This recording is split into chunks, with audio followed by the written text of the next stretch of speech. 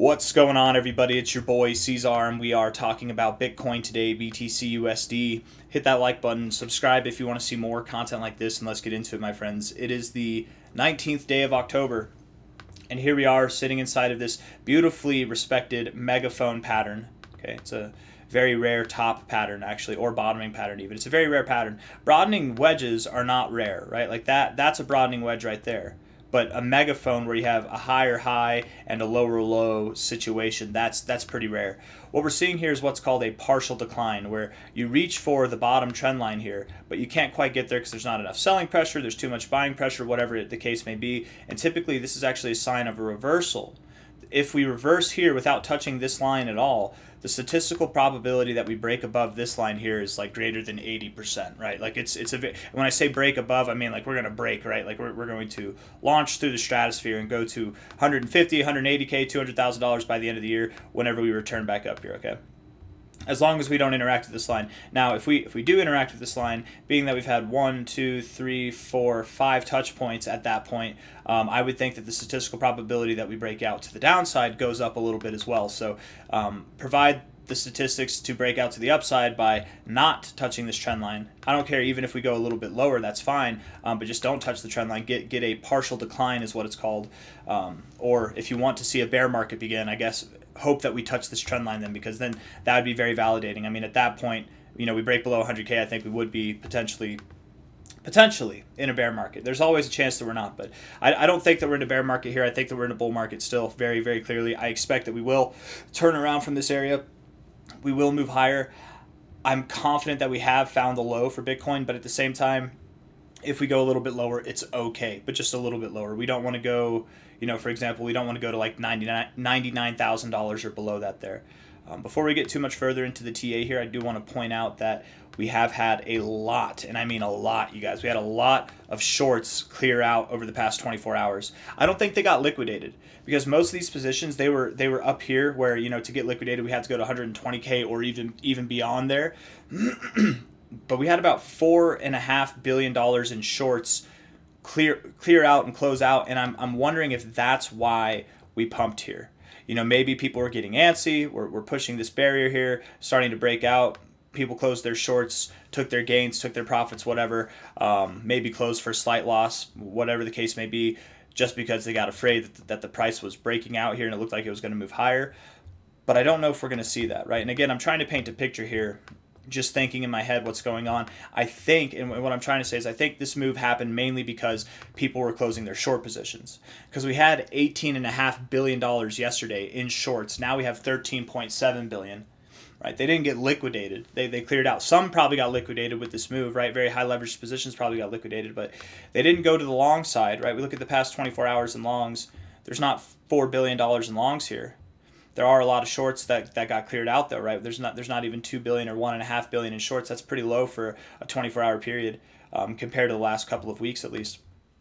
I'm just thinking in my head what happened is there was probably some profit taking on the short side, and that's why we had this move up. Whenever shorts close, whenever they liquidate or whenever they close, they effectively buy back Bitcoin, so that sends the price up higher. But now that that's gone, now that all that buying pressure is gone, I think that we're probably in a position to move back down. That'd be my thoughts. I would assume that we do move down from here. If this was a breakout of this range, your breakout's not really breaking, is it? You broke out and then you kind of petered out, and it looks like you want to come back down. That's my thoughts. Again, this really could be the low. This low right here at about 103,000, 103.6K, it really could be the low. But if we were to go lower than that, I would expect that we go slightly lower, and it wouldn't be too dramatic. I don't think that we'd break below 102K personally, or 100K itself. I think that 100K will prevail. But it's very possible that this is the low. I mean, there's a lot of volume down at this level here, okay? And we reversed. It's nice. We're just not continuing, right? We had the volume here to break out, and we didn't really do anything with it. Typically, that means that you'll come back. It is Sunday. It is the end of the week, right? It's the weekend, and the weekends typically do provide kind of like false price action, if that makes sense. So I wouldn't trust this too much. What do I mean by false price action? If we're looking at last weekend, for example, Sunday was a pump, and then we actually dumped down after that, right? From Friday's close to the end of the weekend, whenever we closed, we actually closed higher than where the business week closed. We closed higher. The weekend was bullish technically, even with a bearish Saturday. The weekend was bullish overall. We ended up closing up, and then we moved down the following week. Same thing over here. We moved up Saturday, Sunday, so then then we moved down the following week. Typically, the weekend that's kind of what happens. If we move up over the weekend, we move down over the week. If we move down over the weekend, we move up over the week. It's kind of like a rule of thumb. It's not a good way to do analysis, but it's something to consider because statistically speaking, that is oftentimes more true than it is not true. I have to sneeze. Whew. Nope, no sneezing. I want to sneeze. I'm not the type of person to fight off a sneeze. I embrace them, but couldn't sneeze there. I really wouldn't be surprised if we move down. That's all I'm trying to say. Now let's get into the TA. Let's actually look at the indicators here. The RSI looks bullish here relative to what it's been, but it's still bearish overall. Can you see it, right? I mean, you're living below the 50 predominantly. You had a hell of a time getting above the 50 here, and even whenever you do, you're not really living above the 60 for too long. You want to be living above the 60. Like here, you were living below the 40 for a long time. The bullish area of control is above the 60. The bearish area of control is below the 40. And you're not really doing much with it whenever you are up here, right? You did this, but then you petered out. You had some volume on the breakout, but no follow through. Stochastics and the RSI look like they're rejecting their respective overbought areas, and while the MACD is crossing above the zero, it's the 1 hour time frame. I'm not really wooed by this at all, personally. The last time that we crossed was here. We were basically done with this move, and then we came back down. So again, it's not really reliable, this MACD. I would say that we're definitely showing signs of ready to come back down. I think what this was, I genuinely think that what this was anybody who went short here got cleared out.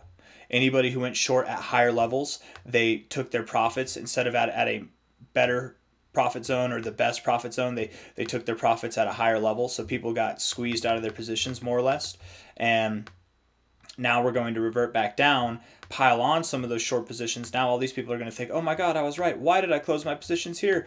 We're going to go lower. We're breaking out. We're going to see a lower low. Once we get below this low, shorts will pile on. We'll probably see that near $20 billion in volume come back. And then we rip, and then we rip to the upside. That's the expectation there. Now the question is, do we see a lower low or not? And I don't really know if I have an answer for that, because we really could see a lower low. And again, if we see a lower low, it's not going to go below this level here, right? Like you won't go below this level. So it's going to be, and we're on the 1 hour time frame. We're really zoomed in here. It's not going to be that far away, even if it is. I wouldn't get caught up on, is this the low? Is it not the low? Because we could very well find a higher low, a double bottom. We could find a lower low. It doesn't matter. We're very near the low right now. And I do think that we come back down. I personally do believe that we will see prices below $106,000 before we move up. I can say that much. I believe we will get below there again. I just don't know how low we go. Right? I don't know if anybody does. Anybody who's trying to time the low, I'd say if you call this as the low and it's here, you were wrong, but not really. Like it's not going to matter that much. 1 hour time frame, things look bearishly postured at the moment. I mean, bullishly postured to a certain degree, but you've got the right setups to reject here, right? The RSI is rejecting the overbought zone, stochastics are as well, and the MACD is just irrelevant at this time frame. 4 hour time frame here, you do have bullish divergence on the RSI, which is nice. You could always come back down and form another drive of that bullish divergence, getting another higher low. There's nothing wrong with that. That doesn't mean that you get a lower low in the price, just closing low below this here. We really could close below about 105.5K. That might be the signal, closing below $105,500. Here we are at the RSI's 50, still getting lower highs, still and rejecting the 50 here. If we close this candle red in the next 2 hours, 48 minutes, the 1 hour looks like it's at a point to reject. The 4 hour time frame then probably does close red. Therefore, we get a rejection off the 50 here. We probably get a rejection off the overbought zone here as well. While the MACD overall is bearish, it kind of looks nice right here, I suppose, right? But we could come down and it still looks nice. I really wouldn't be surprised if we do. We're at rejection points here on both indicators, the RSI and the stochastics. And I would say the MACD is not really too helpful at this level either. Looking at the daily time frame, zooming out a little bit more, the daily MACD is the most bearish really that we've seen it in quite some time. And that's typically a good signal that it's time to buy, right? Like, I mean, the time before this, whenever it was the most bearish that we'd seen in a while, was over here, and that was at a relative low point. Time before that, that it was at its most bearish, was basically at a relative low point as well. I wouldn't be surprised if we were at a relative low point. There's a lot of key indicators that suggest that, right? The fear and greed index, it says 50. That's not right. It's not at a 50. I think CoinMarketCap glitched out there for a second. Yeah, 27. There we go. People are fearful. If we jumped up to a 50 and we were still down here, I'd be scared. That would be bad. People get optimistic all of a sudden at the lows. That's bad. You want pessimism. You want fear. You want these low readings. That's what you want, because that typically means we are at a low point, right? We had the same things over here in April. Not as extreme as we have now, but isn't it kind of crazy, the thought here? Right, like look at how insignificantly lower we are than these lows. We're basically right here in this exact same area, okay? And yet the fear and greed index is dramatically lower. Look at this, right? We're basically tied up with these lows, but dramatically lower, fantastically lower in the fear and greed index. We're in the same area, but people are more fearful now than they ever have been. That's what you need. You need that fear to drive the markets higher. On the daily time frame, things are a little bit different than the 4 hour and the 1 hour. Here, we're actually at points to bounce. Here on the stochastic, same thing. We're at a point to bounce right at the oversold zone here, and we're crossed up right now. That's a good look. The MACD, again, looking weak as it ever has, really, for the past few months, more than a few months, really, since April. And that's actually a bullish signal in itself, because typically when you get to these readings, you are at a low point. So you're at points to bounce on all these indicators here. The short-term stuff, the 1 hour and the 4 hour, are bearish. So that tells me that likely what we're going to see is today there might be some implied volatility. We might come down. We could even close the day Sunday red. Maybe we open up Monday even red, but I wouldn't be surprised if Monday, Tuesday, Wednesday, this next week, I wouldn't be surprised if everything was green. I really wouldn't be surprised if this week leading into the FOMC announcement, the Federal Reserve announcement of the interest rates being cut, not by the end of this week, but next week on the 29th, I wouldn't be surprised if we pumped going into that, right? The last interest rate, or the last FOMC announcement that we had, was on the 18th of September here. And look at what we did from the 1st of September to the 18th. For like two and a half weeks there, we just moved up, okay? We've got 10 days. We've got about a week and a half until the FOMC meeting, until the announcement. I wouldn't be surprised if we moved up going into that as well. Maybe we see more bullish results. Maybe they're less bullish. Maybe they're about on par. But I would expect that we're moving up. We're probably going to move up to about 115, 116K. And then after the announcement, we should move down a little bit, maybe to start off November, and then continue to rally and break out. Again, based on this overall megaphone pattern here, if we do move up in the way that I think we're going to move up, that'll provide a partial decline. That should be a bullish signal that, hey, we're going to break out of this, and we're going to see some new all-time highs at a very fantastic pace here pretty soon.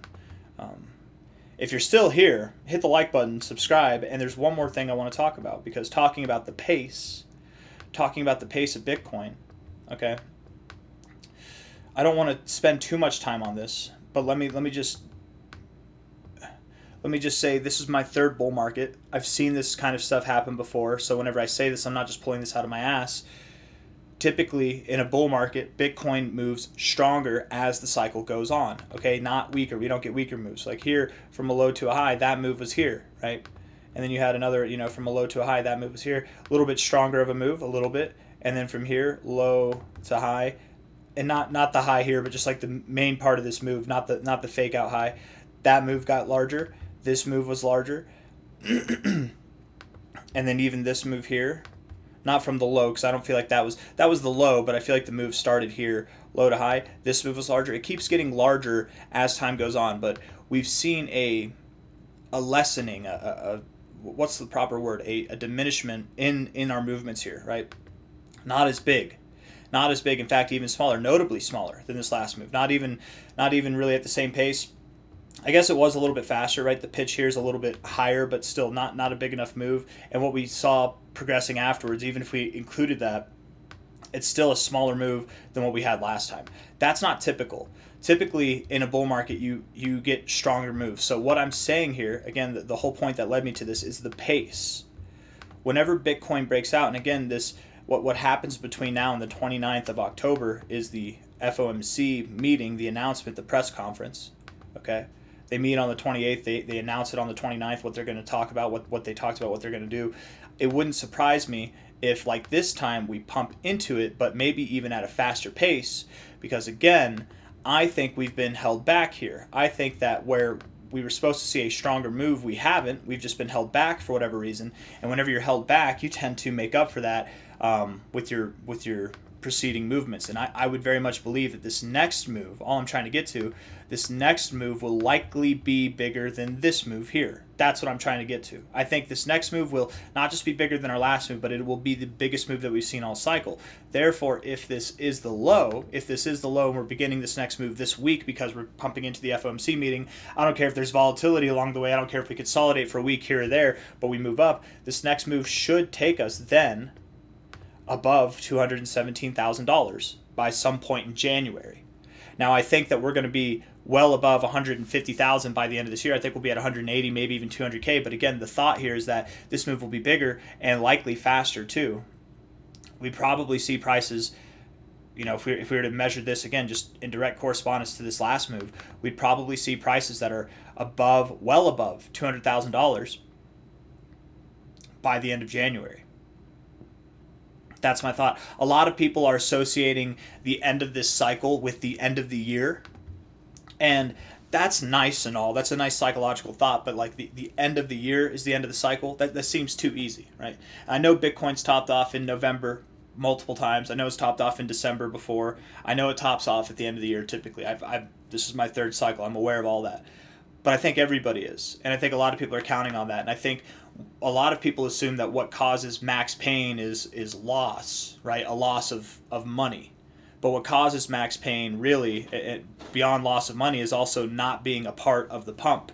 I think people are going to sell out. They're not going to be part of the pump. Bitcoin's going to continue to rally. That's going to cause people to FOMO back in because they sell early. And then we're really going to top off sometime in early 2026. I don't think it'll be January. I think it'll be March, April, May, or maybe even June, somewhere in there. But all I'm trying to get to is that if things go the way that they have gone historically, this next move should be the biggest move we've seen this cycle. And if that's true, in comparison to what is right now the biggest move of this cycle, in comparison to that, that would put us well above $200,000, right? Well above, because it's going to be a bigger move. It's not going to stop here. It's going to be bigger and likely faster by the end of January, which is where this line is here. That's the end of January right there. Which would then imply that going into the end of this year, we'd see probably some high prices at about 180K or so. I don't know. It's just a thought there. But I don't really have anything else that I want to say. I think I've said it all. I don't think this move, whenever it starts, I don't think the last part that I was trying to say there is I don't think it ends in December. I think it ends in January, which is also a call we've had for some months now. I think this next move will end in January. But time will tell. I got nothing else. Hit the like button, subscribe. Thank you all for being here. 107.5K now. We probably go down below 106K would be my thoughts at some point.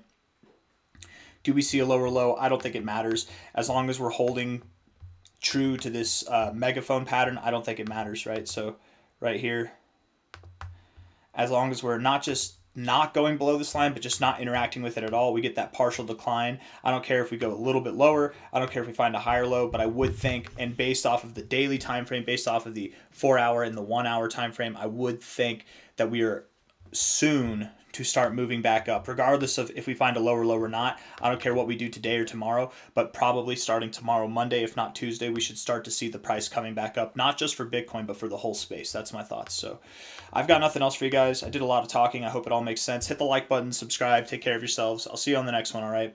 And definitely be allocated in the markets right now. If you are sitting on the sidelines, if you're waiting for that right entry to get in, you want that lower low just so you can get at the perfect price, screw all that. Screw all that. Everything's on sale right now. Everything's on sale. And some coins have already started to make moves, if you're paying attention. Some coins are actually already recovering and making some serious moves. There's some coins that we talk about that I've talked about even yesterday that moved up 30%, 50% in the last 24 hours. Things are moving up right now. So if you're waiting to get in at the right price, it's here, it's right now, and it's not going to be here for long, okay? Don't hesitate, pull the trigger, because, again, we are soon to be moving up. I very much would believe that before the 21st, it's the 19th now, we're going to see some massive recovery across the board in the crypto space. So get in. Don't be out. If you're out, you're going to miss out. You're going to be buying at higher prices. Take care. Hit the like button. Bye-bye.